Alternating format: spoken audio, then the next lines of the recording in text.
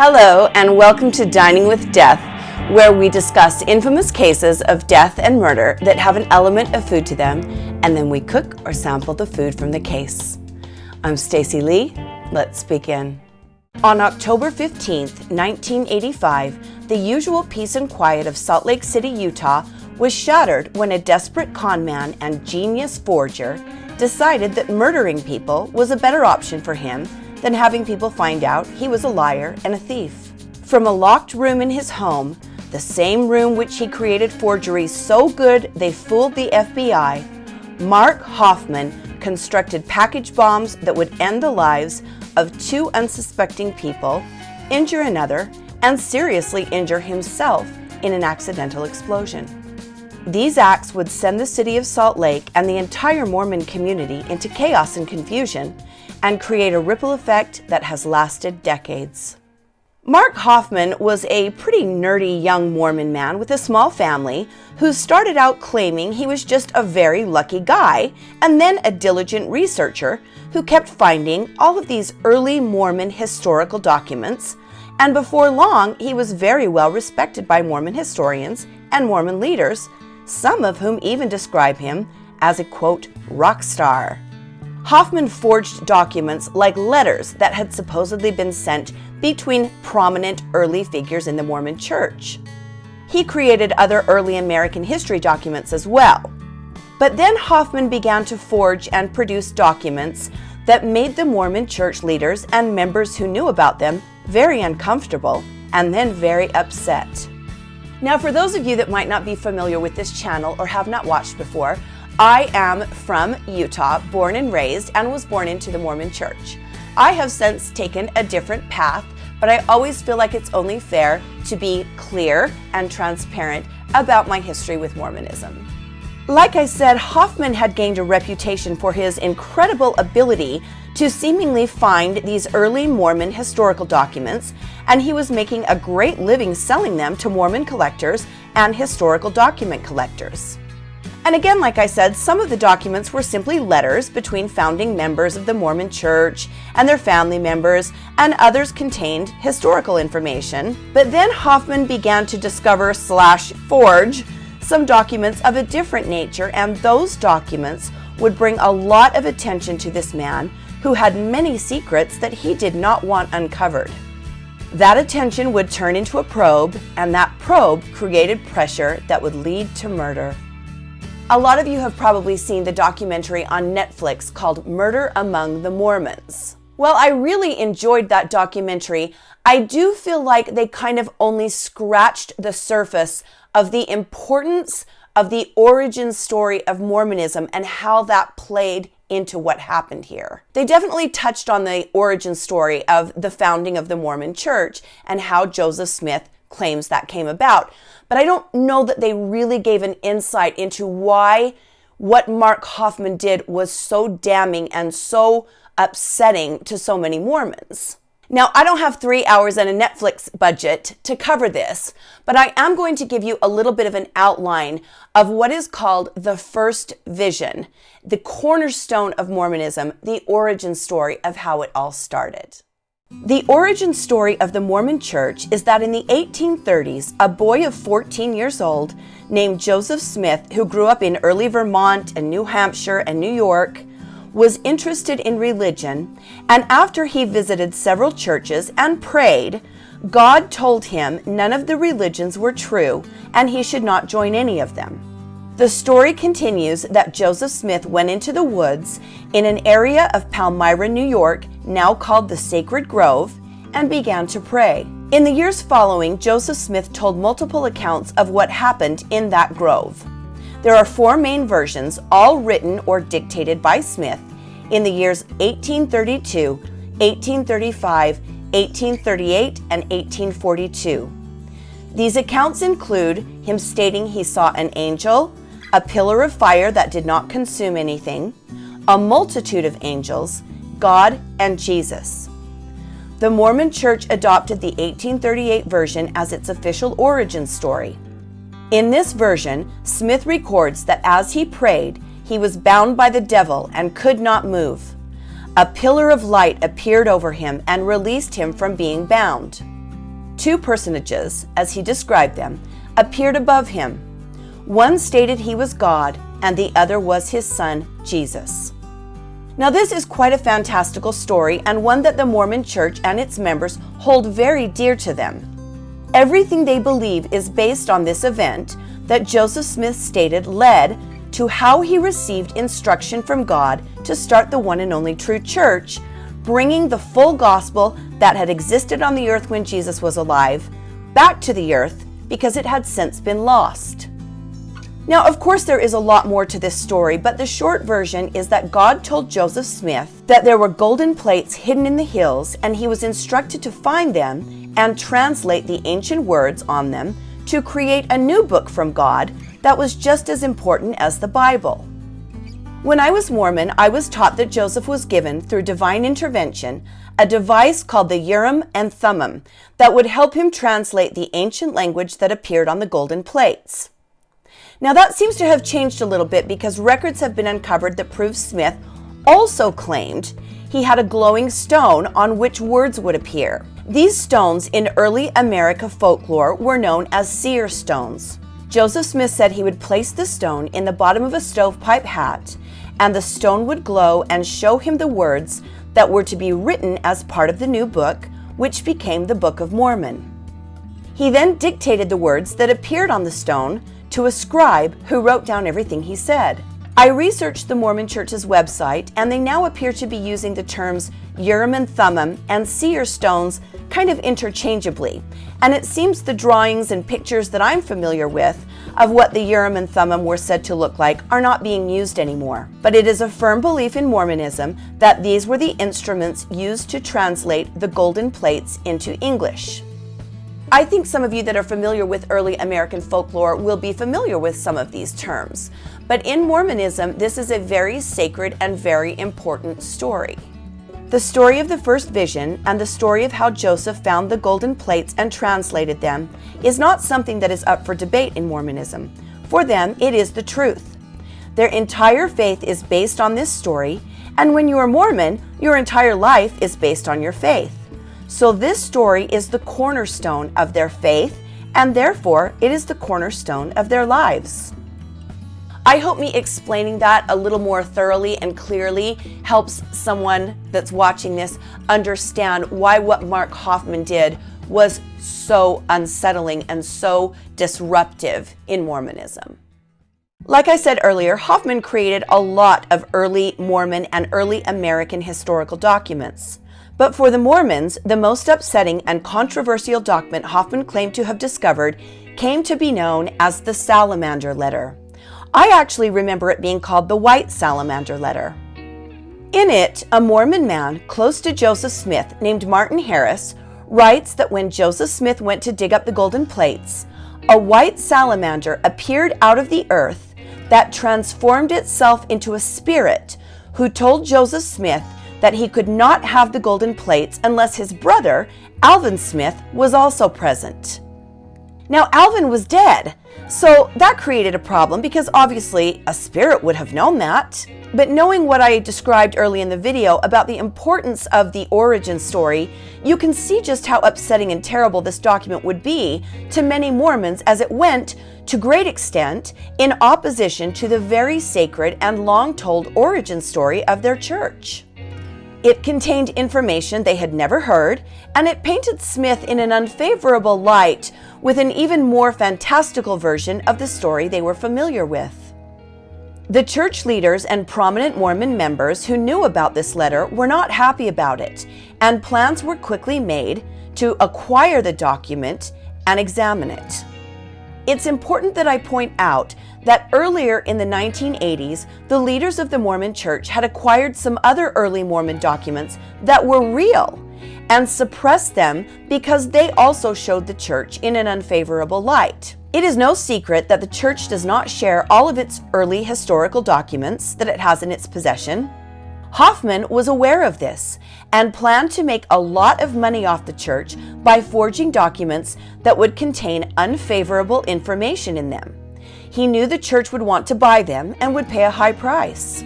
Mark Hofmann was definitely an opportunist, and although I'm not going to go into this today, really kind of a crappy person. If you want to look into some of the things that he said after he was arrested and did after he was arrested and admitted to, he was not a good guy. To this day, no one is entirely sure how many early Mormon documents and early American documents Hofmann forged, but he was so good at it that even the FBI stated the documents were real. Hofmann was wheeling and dealing, buying expensive cars, going on long and elaborate vacations, and really enjoying the money he was making selling these documents to collectors. He was also really enjoying the attention and the prestige. People were excited to meet him, and yes, many Mormon historians describe meeting him the way other people would speak about meeting a celebrity. Everyone wanted to get to know him, and he loved the accolades. In this photo, you see Hofmann surrounded by many leaders of the Mormon Church. These leaders are treated like royalty, like movie stars in the Mormon Church, and people consider themselves lucky to meet one in a lifetime. So you can see the kind of attention Hofmann was getting by very admired people in this universe of Mormonism, and he began to feel untouchable. I can't tell you how I know this story, but I have a story about Mark Hofmann visiting his attorney's office. This attorney had a baseball bat in his office along with some other baseball paraphernalia. Apparently, Mark Hofmann asked his attorney, "Oh, do you like baseball?" And his attorney said, "Yes, I do." Mark Hofmann said, "Do you have Babe Ruth's autograph?" And his attorney said, "No, I don't." And Mark Hofmann said, "Do you want it?" I love that story, and I promise it's true. Even though Hofmann might have been feeling invincible, with the documents having been examined by many experts and having even been sent to the FBI, there were some determined Utah collectors who were not convinced. A set of letters Hofmann forged that came to be known as the Mlelen Collection, which showed Emma Smith, Joseph's first wife, writing and claiming it was not Joseph Smith, but in fact his brother who spoke with God and recovered the golden plates, were so damning that the Mormon Church decided it must own the collection, and it began speaking with prominent members about how to buy them and hide them. Steve Christensen, a prominent Mormon man from a well-known family, a stockbroker by trade, was tasked with obtaining these letters for the price of $300,000 so the church could own them and keep them secret until they could be examined. Church leaders gave Christensen a deadline to purchase the collection with its money and bring the documents to them. That deadline was October 15, 1985. What was not commonly known is that behind the scenes, Steve Christensen knew something was amiss, and he told Mark Hofmann he knew. Hofmann had overpromised what not even he could create. There was no large collection of letters, and he was out of time. Steve Christensen, convinced Hofmann was not who he claimed to be, informed Hofmann he was going to expose him and what he knew. What Christensen did not know was that he was dealing with a desperate and evil man who was willing to kill him to keep him quiet. The morning of the deadline, October 15, 1985, Steve Christensen arrived at work at the Judge Building in Salt Lake City, picked up a package that lay at his office doorstep, and was torn to pieces by a bomb that took his life. His secretary was injured by shrapnel from the explosion. The city erupted into panic, and as the story spread like wildfire, just an hour later, a second explosion occurred. In Holiday, Utah, a suburb of Salt Lake City, on Nanaloa Drive, a woman is killed as she picks up a package laying in her driveway. She is Kathy Sheets, the wife of Steve Christensen's former employer. Mark Hofmann had killed two people who were tied together in business to create a diversion that would keep his lies and deceit from being uncovered, forever silence Steve Christensen, and keep police focused on the bombings, which he hoped would buy him more time. He had no concern for who he had to hurt or kill in order to accomplish that.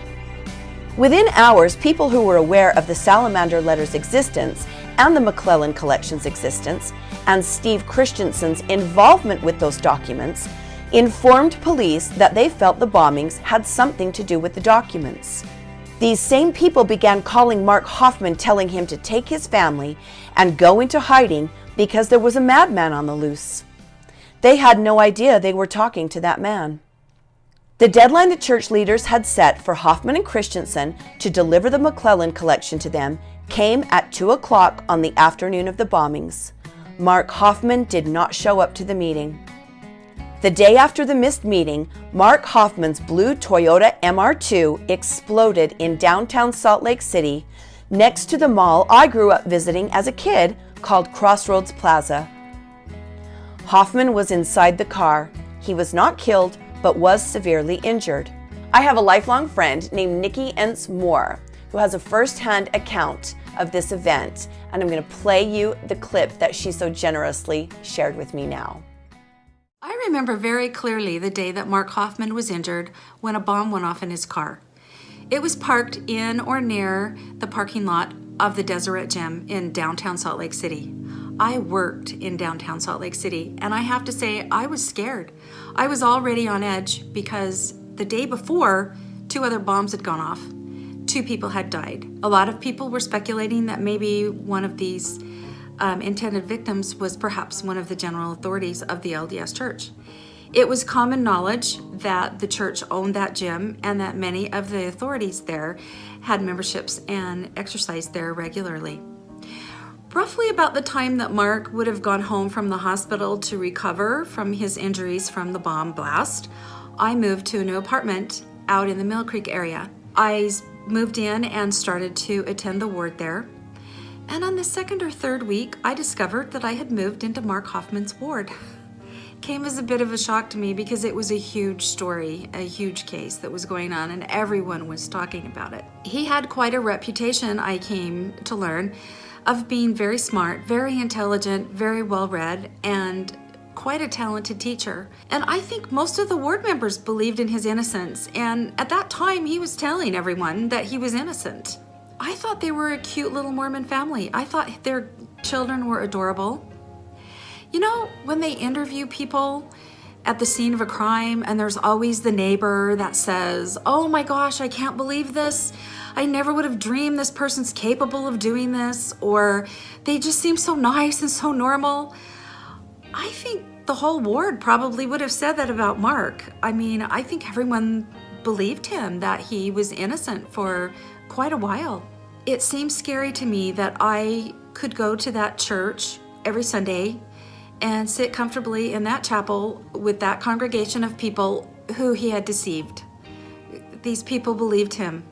This guy constructed 3 bombs and murdered 2 people and quite possibly was planning to murder another, and that was scary for me to think about. But I think the thing that really got me the most, he deceived the people that knew him and loved him the most. He deceived his parents and his wife. And I think that's probably the thing about this whole thing that frightens me the most. Hofmann has never spoken about the 3rd bomb. There are a few who believe it was an attempt at suicide, but most believe it was intended to murder a 3rd person and it went off accidentally in his car. He took the bomb with him to Crossroads Mall to meet someone. The person, still unnamed, did not show up, and as Hofmann returned his vehicle, the bomb exploded. Hofmann was rushed to the hospital and treated. He remained there during his recovery as law enforcement locked down Temple Square, the headquarters of the Mormon Church, and hurried leaders and document experts into hiding. As my friend Nikki stated, he was then released and returned home to recover. The investigation began with police focused on anyone and everyone in the Mormon document world. Police go to the home of Mark Hofmann as part of their investigation and enter the room that was always kept locked in his basement. It quickly became obvious that the room was full of forgers' tools. They even found the mold of the engraving plate for one of Hofmann's most famous documents, Oath of a Freeman. Expert George Throckmorton then began examining every Hofmann document he could get his hands on, and despite what previous experts had stated, formed an opinion that all were forgeries. It was determined that there was only one suspect in the bombings, Mark Hofmann. The investigation went forward, and the Salt Lake Police Department openly stated and continued to state that the leadership of the LDS Church thwarted their investigation and concealed information from law enforcement. Despite these attempts, the investigation came to its conclusion and Mark Hofmann was arrested in January 1986 and put on trial for murder, delivering and constructing a bomb, theft by deception, and other criminal acts. Hofmann pleaded guilty in 1987 to save himself from the death penalty. He came up for parole in 1988, but after the parole board listened to him discuss the murder of Kathy Sheets, saying he didn't care who he had killed, a dog, a child, it hadn't mattered to him. It determined he should spend the rest of his life in prison. Hofmann once told investigator Michael George that he was bewildered at the attention his victims received and stated he didn't feel anything for them. He is a true sociopath who I think we can all agree we're fortunate enough to have locked up behind bars about 2 hours from where I'm sitting right now. Now, if you know anything about the Mormons, you know that they love a few foods. Fry sauce, which is ketchup and mayonnaise mixed together to dip your fries, your onion rings, put on your sandwiches, whatever else you want. Green Jell-O. Mormons consume more Jell-O than anyone in the world. And funeral potatoes. Now that is an appropriately named dish for this channel. I think you can agree with me on that. So stay with me because right now I'm going to make funeral potatoes for you as we go dining with death.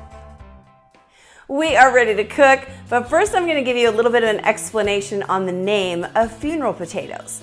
In the Mormon Church, when a ward member dies, that means someone that you go to church with because they live near you in the boundaries of your ward, the ward puts on the funeral. The funeral's held in the chapel, and then you go to the cemetery for the interment, and then after that you come back to the church where the ladies group of the church called the Relief Society has prepared a meal. I don't know how many years this recipe has been in circulation, but it's been a really long time. And it basically started out as scalloped potatoes, kind of morphed into something a little bit different than that. And because every ward always has it at every funeral, the dish became known as funeral potatoes. That's just what they're called. So that's what I'm going to make today because I can't think of anything that's more iconic Mormon than this. Okay, I've got 32 ounces of frozen hash browns here. Now, you can get all fancy if you want, cook your own potatoes like some kind of a cooking person, but you can really just use these frozen potatoes. They work just fine. I'm going to mince up half of an onion.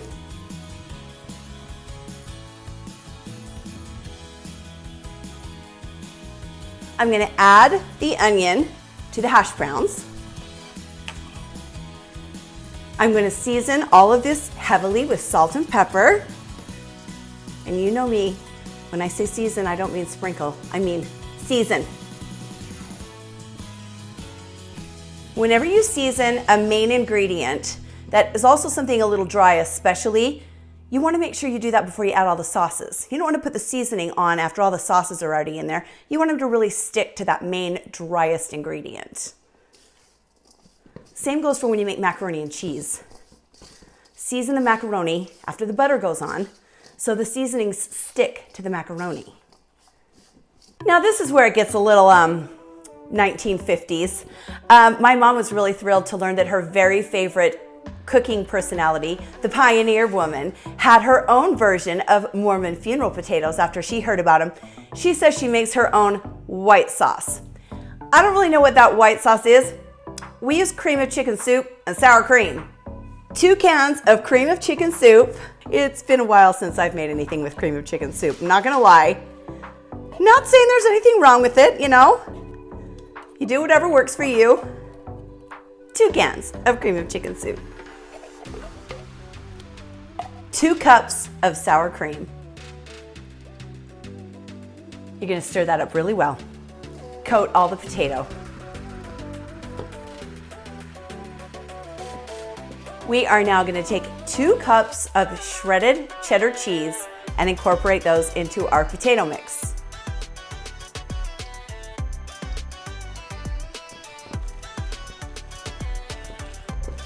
We'll add the rest now.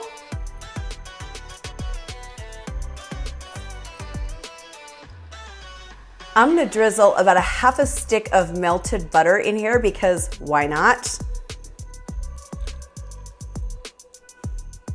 I'm gonna mix that really well.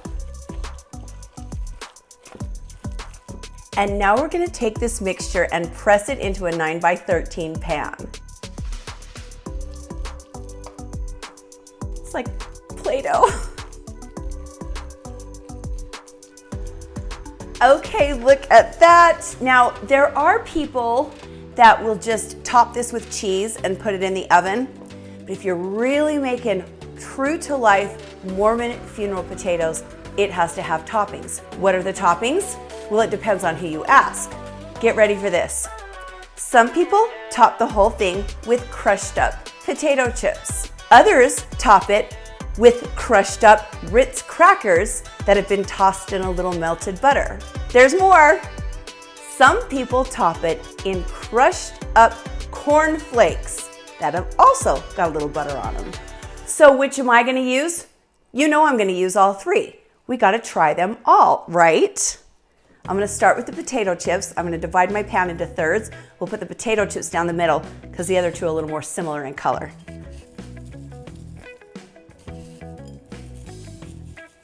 Potato chip section is done. I'm gonna take these crushed up corn flakes and just drizzle a little butter over them. Mix them with my hands. Honestly, I could probably get a spoon and just eat that. I'm kind of ashamed of myself right now. Okay, let's do the cornflake section.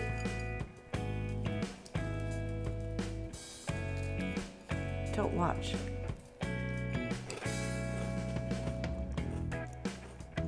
It's pretty stinking good. And lastly, we're gonna take the crushed up Ritz crackers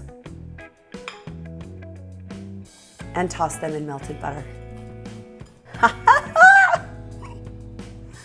This is going into the oven at 350 for about 25-35 minutes until it's bubbling, until the cheese is melted, until this culinary creation of a crust has started to brown.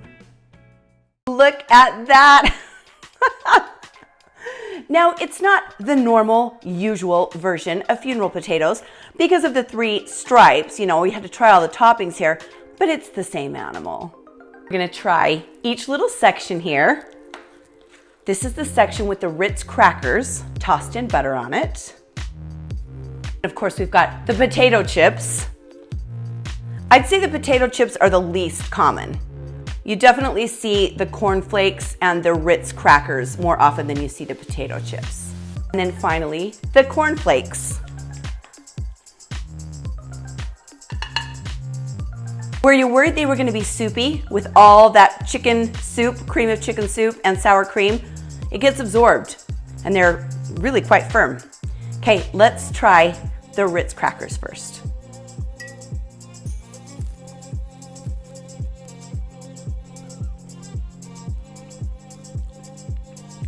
Those are funeral potatoes. I just instantly am zapped back to the gymnasium after a funeral.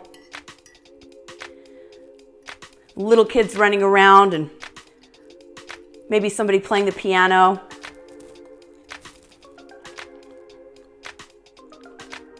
The Ritz crackers are rich and they add kind of a nice kind of sandy texture with kind of a buttery flavor. So that's nice. I'm trying to bring my culinary terminology to a casserole with frozen potatoes and cream of chicken soup. So just work with me here, you guys. Okay, here is the potato chip section.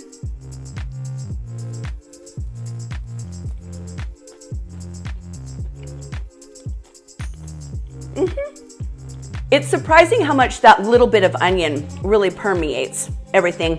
The potato chips aren't my favorite because you've already got so much potato flavor. They just add a little bit of crunch, basically. And last but not least, probably my favorite, the corn flakes, crushed up and tossed in butter. Just the nostalgia. This is what I love about food. I love about food that it ties us all together, it brings us all together, and it can instantly zap you back to a place in the past. Your grandma's house, a funeral, a park, a first date. It's magical to me, even when it has cream of chicken soup and frozen potatoes in it. Don't mind me, I'll just be over here reminiscing. and eating carbs.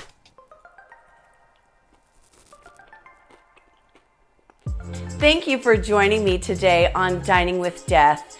Like and subscribe if you would like to see more. Your subscriptions and your comments and your views help us so much.